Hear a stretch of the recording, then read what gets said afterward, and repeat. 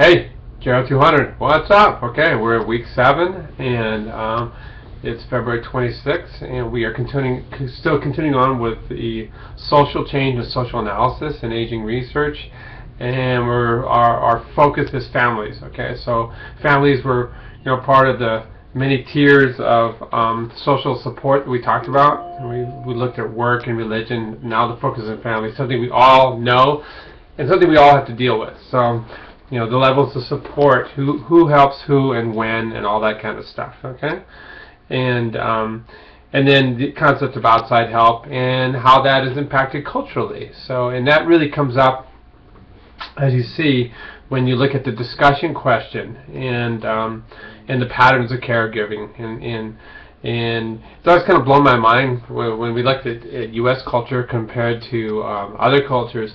When I was 18, I moved out. That was it. Boom! I was gone. I never moved back home. And we're expected as Americans to be able to do it, to handle it on our own. Which is in some ways kind of unfair. It's a tough world out there. And whereas a lot of other cultures oftentimes will have 2, 3, maybe even 4 generations all living in the same household, and it's more of kind of a family collective. And that strength in numbers gives you a little bit of a leg up financially. It gives you a huge leg up in terms of caregiving. I know it would have been great if we had grandma around to watch my kids. Sorry about the blur. I don't know what the hell's going on here.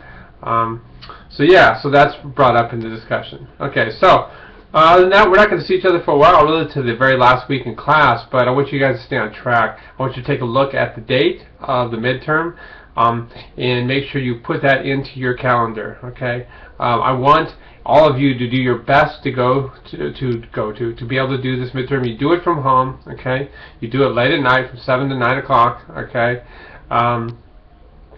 if for any reason it cannot be done, okay, and it has to be a good freaking reason, God, sorry about the blurry, then what you need to do is you need to contact Nick and I, and we'll try to come up with one other alternative time that everybody else will have to fit into. So it's best if you just go for the designated date. Okay.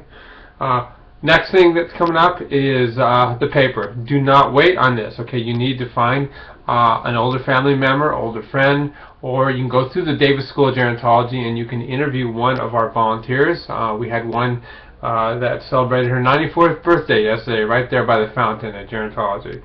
So there's lots of subjects that we can provide you with. Okay, you ask the questions that are outlined in the paper assignment, and then you apply your knowledge and you use references. Okay, so it's a good idea to know where to look in class as you're studying, not only for the midterm, okay, but also for the paper. And then if you have problems with the midterm or paper, you just do an advanced Google search. Okay, and you combine terms, like caregiving, Chinese culture, caregiving, age structure, caregiving, firstborn, all these different types of things.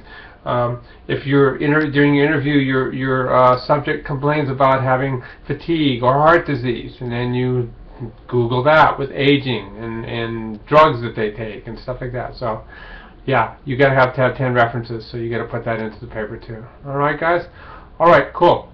Well, I'm sorry for the image issues, the blurring in and out, but we'll see you next week.